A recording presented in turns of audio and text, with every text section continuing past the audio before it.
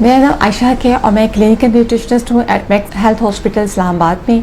और आज मैं बात करूँगी कि हम रमज़ान में कैसे अपना वेट लॉस कर सकते हैं। तो इसके लिए सबसे पहले आपको अपनी बॉडी टाइप को समझना बहुत ज़रूरी है कि आपकी कौन सी बॉडी है। बाज़ लोगों की बॉडी जो होती है उसमें फ़ैट की परसेंटेज बहुत ज़्यादा होती है और उसमें बहुत जो है अब नॉर्मल सेटिंग होती है फ़ैट्स की, लाइक थाइस में और एब्डोमेन में।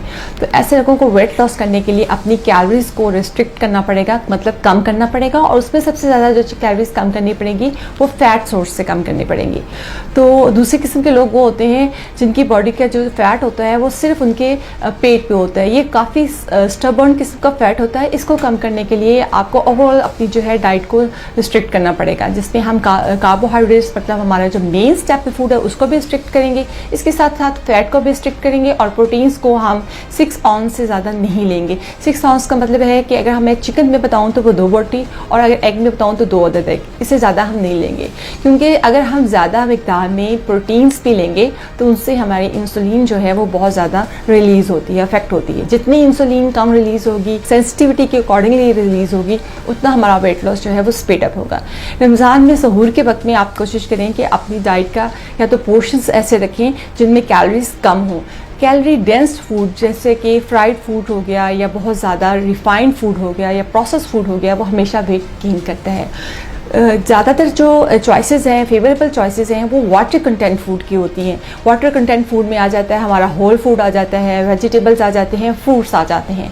तो इनके सिलेक्शन से आपका जो है ना सिर्फ आपकी जो डिहाइड्रेशन से आप बचेंगे, बल्कि आपका वेट जो है वो लूज़ होने में ये चीज़ें स्पीड अप करती हैं।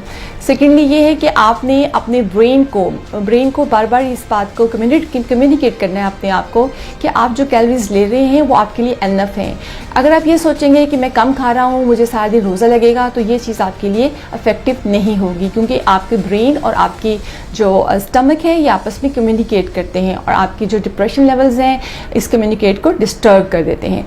अब मैं आती हूँ कि अब तो अफ्तार के टाइम पे आपने कैसे अपना जो है वो खाने का पोर्शन कंट्रोल करना है। तो अफ्तार के वक्त आप मीठे पानी से और जितने भी कार्बोहाइड्रेटेड जो ड्रिंक्स हैं उनसे प्लीज़ आप अवॉइड करें, और जितने फिजी ड्रिंक्स हैं या फिर आर्टिफिशियल जो फूड फ्लेवर्स वाले जूसेस हैं उसकी बजाय आप जो है नेचुरल और ऑर्गेनिक फूड की तरफ जाएं, जैसे लस्सी होगी, दूध हो गया। इसके अलावा आप हेल्दी मतलब फ्रूट जूस बना लें, उसमें प्लीज़ शुगर ऐड मत करें और उसकी क्वांटिटी जो है वो कम रखें।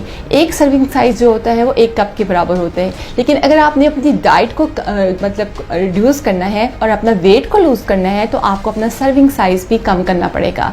That is about the portion control. इसी तरह से हमारे 5 फूड ग्रुप्स होते हैं जिसमें कार्बोहाइड्रेट्स हो गए, जिनमें सब गंदम, चने, दालें सब कुछ शामिल होते हैं। इसके अलावा प्रोटीन्स होते हैं जिनमें अंडे, गोश्त वगैरह शामिल होता है।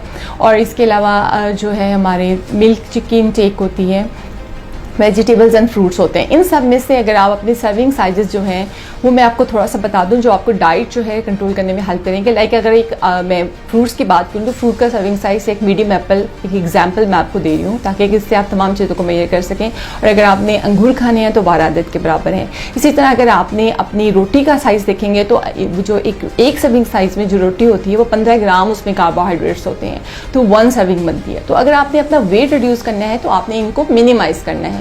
वेजिटेबल्स भी बिल्कुल इस तरह से 1 बाउल के बराबर और हाफ बाउल कुक्ड होते हैं, और जो कच्चे वेजिटेबल्स होते हैं वो 1 बाउल के बराबर होते हैं। दूध की इंटेक आप 1 कप से 2 कप तक ले सकते हैं, लेकिन वेट रिड्यूस करने के लिए आपको इसको भी रिड्यूस करना होगा। तो ये तो ओवरऑल मैं आपको एक सैम्पल एस्टिमेट दे रही हूँ कि जिससे आप टारगेट करके अपने वेट को रमज़ान में इजीली रिड्यूस कर सकते हैं। उसके बाद अफ्तार से लेकर सहूर के दरमियान आप पानी पीते रहें, ग्रीन टीज़ ले सकते हैं, लेकिन प्लीज़ स्नैकिंग मत करें, कोई बेकरी फूड और प्रोसेस फूड मत लें, उससे आपका वेट जो है वो रिड्यूस नहीं होगा। एट द एंड मैं ये बताना चाहती हूँ कि ओवरऑल हमारी जो ईटिंग हैबिट्स होती हैं वो हमेशा हमारा जो है वेट बढ़ने से रोकती हैं। एक टर्म होती है योयो साइकिल, जिसमें हम अपना वेट कम तो कर लेते हैं लेकिन कुछ अरसे बाद हमारा वेट जो है वो रीगेन हो जाता है।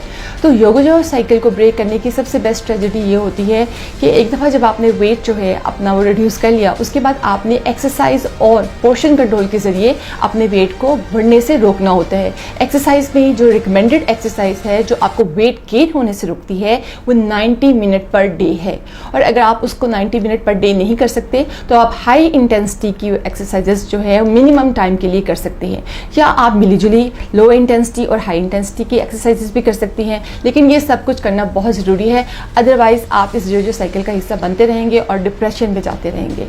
इसके साथ साथ अपनी ईटिंग हैबिट्स को मज़ीद रमज़ान के बाद भी बेहतर बनाने का तरीका ये होता है कि आपके मल्टीपल जो फैक्टर्स होते हैं जो आपकी ईटिंग हैबिट्स को डेवलप करते हैं वो हमारे बिहेवियर्स होते हैं, जिसमें हमारे पेरेंट्स का बिहेवियर, हमारे फ्रेंड्स आ जाते हैं, हमारे सिबलिंग्स आ जाते हैं, और वो इन्वायरमेंट जहाँ पे हमारे पास फूड की चॉइसेस बहुत ज़्यादा होती हैं। तो हमेशा कोशिश कीजिए जब भी आप खाने लगें तो आपके टेबल पे फूड जो है उसकी चॉइसेस मिनिमम हो, ताकि कि आप जो है एग्रेसिव ईटिंग बिहेवियर का शिकार ना हो, बल्कि आपके पास मिनिमम चॉइस होगी, हेल्दी चॉइस होगी, लो कैलोरी डेंस फूड हो लेकिन न्यूट्रिएंट डेंस हो, तो वो हमेशा आपके लिए जो है बेनिफिट होता है। उसमें आपकी जो है सैटिस्फैक्टी वो भी कंफर्टेबली सेटिस्फाइड हो जाते हैं आप, और आपको मज़ीद खाने की भी क्रेविंग नहीं होती है। अपना बहुत ख्याल रखिए।